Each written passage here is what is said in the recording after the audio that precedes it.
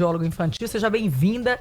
Vamos começar falando de como é que é esse diagnóstico. Como é que o profissional recebe o paciente com transtorno, com uma suspeita de transtorno de espectro autista e trabalha essa criança, o seu público é infantil, né? Bom dia.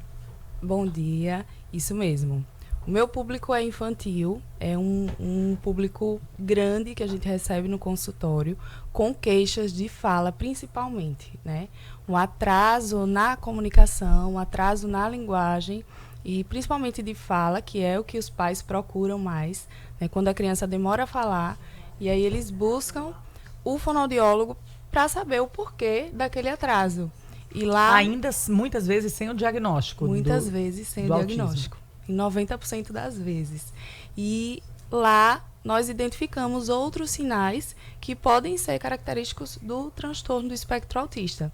E nesses sinais é onde vamos trabalhar e criar aquele relatório, né, de avaliação para trazer outros profissionais para avaliar aquela criança e fechar um diagnóstico quando realmente existe. Agora, doutora, antigamente a gente via o trabalho da fonoaudiologia, né, para a questão da gagueira, para a questão língua presa, né, algumas crianças que nasciam fanha, né, não sei como é o nome disso no universo da fonoaudiologia, né, mas sempre fazendo exercícios porque estava centrado só na fala. Mas no caso das crianças com TEA, tem o componente cerebral, né? Que é esse componente da integração, de saber se está tendo aquela compreensão para gerar a interatividade. O desafio é maior? Sim, o desafio é muito maior. No TEA, observamos sinais que vão além da dificuldade de fala. Sinais que interferem na comunicação, na interação social. O acesso deles, a atenção, né? Eu fico vendo que tem alguns que ficam no mundo próprio, né? Totalmente próprio, e só se comunicam quando tem interesse por algo, assim, ou a água, se é uma necessidade mais imediata, ou para deixar uma porta aberta, ou porque está com calor, quer dizer, tem elementos ali que são muito básicos, mas o contexto da comunicação ele é diferenciado. Sim, com certeza. E em muitos casos, muitos não conseguem nem dizer o que quer quando tem a necessidade. E esse é o grande problema, que eles não conseguem comunicar. Muitas vezes compreendem, mas não conseguem expressar aquela necessidade. Uma fome, uma dor. Às vezes querem algo, mas não tem aquele objeto, aquele item. E aí tem os comportamentos problema, os comportamentos inadequados, né, de autoagressão, de heteroagressão, que é quando agride o outro. Né? Então, é algo muito sério. A comunicação ela é a base de tudo. Né? E a gente observa isso nas crianças e nas famílias que sofrem quando a criança não consegue se comunicar. Então, o primeiro momento é identificar se a criança realmente tem o transtorno do espectro autista. Visualizou, apresentou os sinais, você propõe um tratamento, um acompanhamento multidisciplinar naquele momento? Geralmente, o fonoaudiólogo infantil é o primeiro profissional que as famílias procuram? Sim, é o primeiro profissional que as famílias procuram. Porque a queixa de fala, né, de linguagem, ela é muito presente. Geralmente é o primeiro sinal. Na maioria dos casos, as crianças têm muita dificuldade de se comunicar, de se expressar.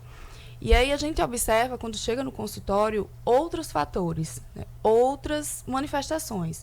Então, crianças que têm muita sensibilidade ao som, ao toque. Essas questões sensoriais são tratadas por outro profissional, que é o terapeuta ocupacional. Então, quando a gente começa a identificar alguns sinais, a gente faz aquela triagem, utilizamos protocolos nessa avaliação que vão nos dizer se a criança tem risco para o autismo. E aí, a partir disso, fechando uma avaliação bem completa, direcionamos a vários profissionais, né, inclusive o neuropediatra, que é um profissional muito importante nesse processo, que é quem vai fechar o diagnóstico junto com a avaliação dos outros profissionais. Então, o psicólogo infantil, o terapeuta ocupacional, o fonoaudiólogo, eles são fundamentais nesse processo. E aí, junto com o neuro, geralmente eles fecham esse diagnóstico. Né? E o trabalho multidisciplinar é essencial para o desenvolvimento da criança com o TEA. Quando fecha o diagnóstico para o TEA, muda o foco do trabalho? Precisa ser também redirecionado no seu caso? muda o olhar. Muda o olhar. Porque quando é um atraso de linguagem, que não é secundário a outro transtorno, nós trabalhamos diretamente naqueles fatores. Então vamos tranquilizar alguns pais, porque tem crianças que, por alguma razão, elas também têm um atraso de fala. Exatamente. Então é por isso que é assustador achar que todo atraso é TEA, não é? Sim, exatamente. Muitas pessoas, né, a família às vezes olha e diz, essa criança não está falando ainda. Será que é autista? E aí, essa é uma angústia muito grande dos pais que chegam ao consultório. E lá, nós conseguimos acolher essas famílias e trazer para elas, né, algo mais robusto. Com uma avaliação completa, a gente consegue identificar se realmente tem sinais e explicar para a família que eles não precisam, não devem se até o diagnóstico, e sim as manifestações, né? Porque é um espectro, cada criança se manifesta de uma forma, né? Tem crianças que têm os sinais clássicos, tem criança que tem alguns outros sinais que os pais olham e dizem não é autismo, e aí depois quando vamos a fundo, investigando, observamos que pode ser.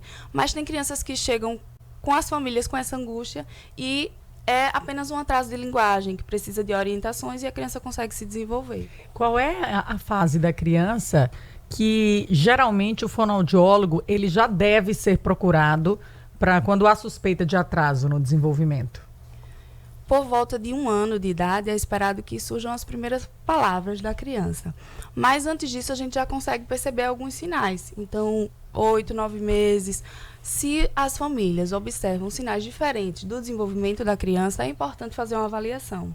É importante, né? Isso. Tem que estar atento, quer dizer, a família sempre vai estar presente como parte do tratamento, né? Isso Vamos falar mesmo. das vitórias, tá? A gente estava falando aqui de casos e, obviamente, da busca do diagnóstico e do quanto o profissional é essencial. Uma vez fechado o diagnóstico de TEA, e aí, diante do foco, né, do seu trabalho, conte aí algumas experiências positivas de algumas crianças que, de algum modo, com a sua intervenção, elas desabrocharam aí e iniciaram um processo de comunicação.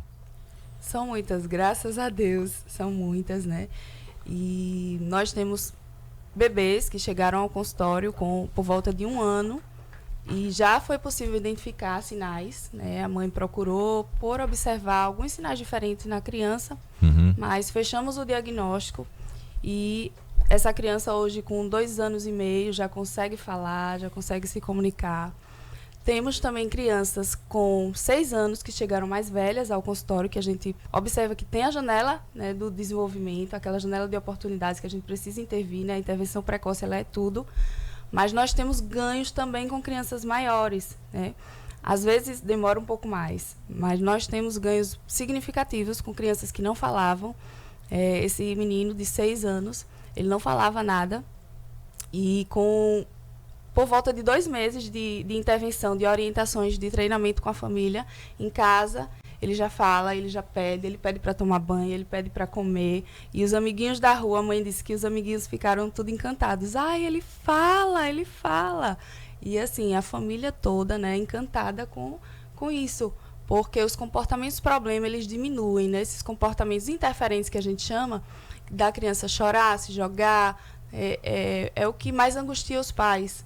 E a gente observa uma diminuição exponencial, assim. Quando ele melhora a comunicação. Quando ele melhora a comunicação. Então, melhora a criança como um todo. Né? Então, o mundo só faz sentido para ela quando ela consegue ter alguma intervenção e essa intervenção ser positiva para ela. Quando ela não consegue, isso causa um sofrimento. Exatamente. E no sofrimento vem a crise. Exatamente. A desorganização, como se fala, né? A desorganização. Muitos, sem atendimento, eles têm essa dificuldade. É como se fosse um estrangeiro, né? Dentro do seu ambiente, dentro da sua própria casa. E num mundo que é totalmente comunicação, né? Exatamente. Tudo é comunicação. A comunicação é tudo e a comunicação é aprendizado. Então, eles acabam que atrasa um ciclo, né? É um atraso em bloco ali, que atrasa todo o processo do desenvolvimento infantil. Agora vamos falar um pouquinho sobre a carreira, a atividade do profissional fonoaudiólogo, no seu caso, dedicada ao público infantil. O que você considera como o maior desafio no dia a dia para a sua atividade, para ajudar as famílias, ajudar as crianças nesse processo de desenvolvimento da fala? Temos alguns desafios, mas eu acredito que o maior deles é ainda o acesso a essas terapias, né? Mas há alguma dificuldade das famílias, muitas vezes, compreenderem como funciona o trabalho do fonoaudiólogo, nesse sentido de ter uma perspectiva rápida, porque o problema do ser humano é esse, né? O imediatismo. A gente quer o resultado rápido, principalmente quando se refere aos nossos filhos. E existe essa cobrança. Como é o dia a dia nessa relação familiar? Muitas famílias chegam querendo que o filho fale. Então, a fala para eles é o mais importante. E lá, nós conseguimos mostrar que a comunicação é o que realmente importa. Então, muito além da fala, a gente precisa se importar com a comunicação. E hoje nós temos estratégias que vão auxiliar nesse processo, né? A comunicação aumentativa e alternativa é uma das estratégias que ajudam essas crianças a se comunicarem, não necessariamente ainda com a fala, mas sabe-se que estudos comprovam que essa comunicação aumentativa e alternativa, que geralmente é com o uso de figuras, né, de pictogramas, ela consegue auxiliar no desenvolvimento da fala. Então, futuramente, essa fala, na maioria dos casos, ela vem. E aí, a gente precisa deixar claro para as famílias isso, né? A importância da intervenção, da assiduidade às terapias, do treinamento, também em casa, de seguir as orientações, porque é um trabalho em conjunto. E eu tenho comprovações que as famílias que são mais engajadas, a gente consegue ter mais resultados. E eles comparam muito, né? Porque aquela outra criança evoluiu mais rápido e a minha não. Então, além de ser um espectro, cada criança desenvolver, ter as suas próprias dificuldades, a gente também se depara com isso, né? Então, a gente explica para as famílias que cada caso é um caso, não tem como fazer essa comparação, mas se a família se engajar, os resultados serão muito satisfatórios. Doutora, hoje, no caso, há uma especialização em fonoaudiologia voltada para o TEA? Ou Sim. é algo que vocês desenvolvem por conta da necessidade prática? Existem várias especializações, né, pós-graduações, cursos também, formações, formação em intervenção precoce voltada para o autismo, pós-graduações em análise do comportamento aplicada, que é a ciência que tem mais evidência científica nos resultados, né, com o TEA, com os autistas. E existem pós-graduação, cursos que são voltados diretamente para a intervenção do profissional nessa área. Uhum. E nós vemos, assim, resultados muito satisfatórios quando se tem, né, cursos, quando se tem uma especialização, quando se tem um profissional mais qualificado, né? A fonoaudiologia ela tem várias áreas, mas sabemos que quando temos um profissional especializado naquele nicho, a gente consegue ter resultados mais satisfatórios, com certeza. Nós batemos esse papo com a fonoaudióloga infantil Gabriela Peixoto. Obrigada pela sua presença, parabéns pela dedicação com que você faz, né, o seu trabalho. Acho que isso é fundamental. É como a gente estava falando aqui, né? Tá tão difícil encontrar um profissional fonoaudiólogo hoje, né? Parece que as pessoas estão desistindo de seguir a carreira pelas dificuldades e inúmeras justificativas, mas o importante é que nós temos bons profissionais, nós temos profissionais que estão direcionados, que se dedicam ao público infantil, e aí a mensagem foi clara. Se identificou alguma diferença na comunicação do seu filho já a partir dos 9 meses de vida, já procura uma avaliação, já busca esse apoio que, sem dúvida, vai fazer muito a diferença no desenvolvimento da comunicação do seu filho e também num possível diagnóstico do transtorno do espectro autista. Agradecer a sua presença. Volte sempre, Gabriela. Eu que agradeço. Bom dia para vocês. 6h41, vamos para um rápido intervalo. O ano já praticamente acabou.